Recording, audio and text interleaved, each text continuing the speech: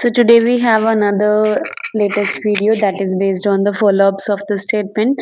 Describe a time when you first talked in a foreign language. तो इसका Q card sample तो already update हो ही चुका है। आई होप सभी ने देख भी लिया होगा। अगर फिर भी आपने नहीं देखा है so go to the playlist channel. One more thing, अगर आप मेरे चैनल पर फर्स्ट टाइम विजिट कर रहे हो so must join WhatsApp, Instagram और टेलीग्राम चैनल। लिंक आपको डिस्क्रिप्शन में मिल ही जाएगा।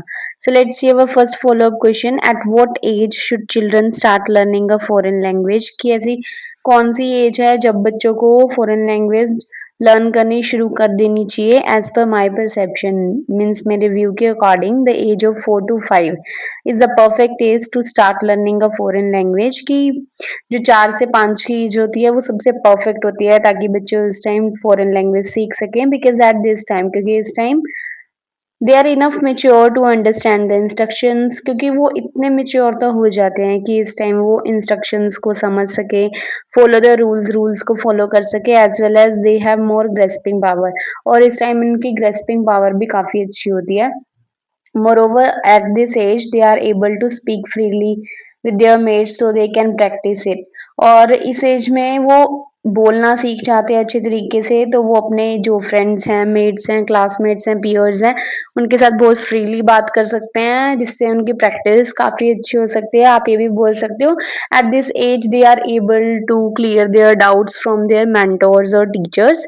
सो before moving further let me tell you one thing. अगर आप स्पीकिंग पीडीएफ बाय करना चाहते हो जिसके अंदर क्वेश्चन सेम मक्कड़ के होंगे बट आपको आंसर्स, जैसे आप ये फर्स्ट सैंपल आंसर देख रहे हो तो ऐसे ही unique and easy sample answers देखने को मिलेंगे with vocab and idiom. So अगर आप अपना माइंड बनाते हो परचेज करने का सो आपको साइड में एक नंबर दिख रहा होगा, आप वहाँ पे प्राइसिंग डिटेल पूछ सकते हो।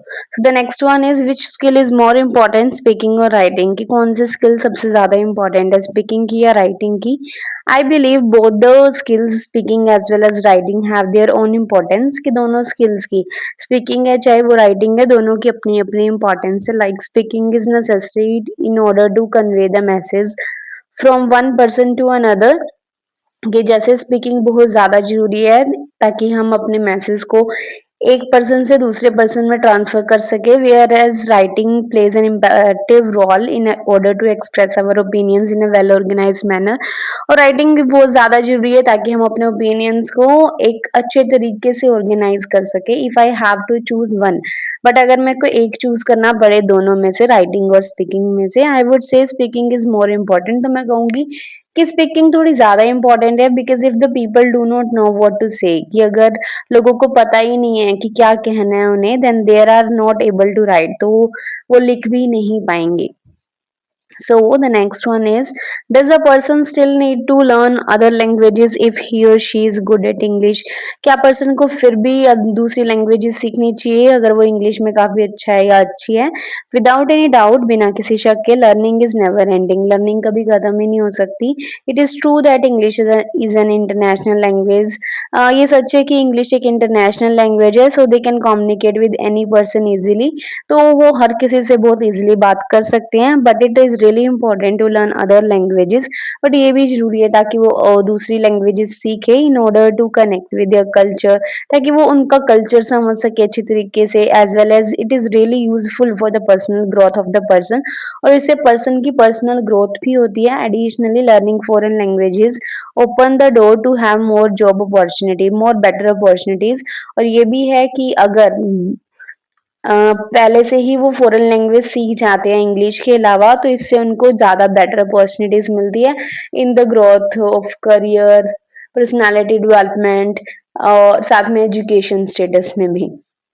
So the next one is, do you think minority languages will disappear? क्या आपको लगता है कि जो माइनॉरिटी लैंग्वेजेस हैं वो खत्म हो जाएंगी? अब माइनॉरिटी लैंग्वेजेस होता क्या है? माइनॉरिटी लैंग्वेजेस का मतलब होता है कि जो छोटी छोटी लैंग्वेजेस जो छोटे छोटे रीजन से कनेक्टेड है। फॉर एग्जाम्पल हम कह सकते हैं पंजाब से, जैसे पंजाबी, तेलुगु से, तमिलनाडु से तेलुगु, ऐसी ऐसी languages. As per my perception, minority languages can not disappear in the future. मेरे व्यू के अकॉर्डिंग नहीं डिसअपियर हो सकती।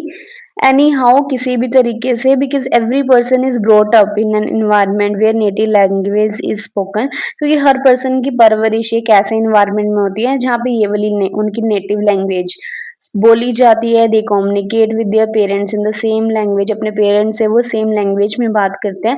Moreover every culture performs tradition in their native songs, और हर कल्चर जो अपने अपने ट्रेडिशंस हैं वो अपने नेटिव सॉन्ग्स में ही सेलिब्रेट करते हैं, that they usually speak in their home, जो वो घर पे आमतौर पर बोलते हैं। सो आई डोंट थिंक सो, तो मुझे नहीं लगता so these languages can disappear in future. तो मुझे लगता है कि ये लैंग्वेजेस कभी भी डिसअपियर हो सकती हैं इन द फ्यूचर। तो ये थे हमारे इस क्यू कार्ड के सारे फॉलोअप क्वेश्चंस। आई होप आपके लिए यूजफुल होंगे। अगर फिर भी कोई डाउट रह जाता है तो आप कमेंट सेक्शन में बता सकते हो। So that's the end of the video. Thank you so much for watching and don't forget to like share and subscribe.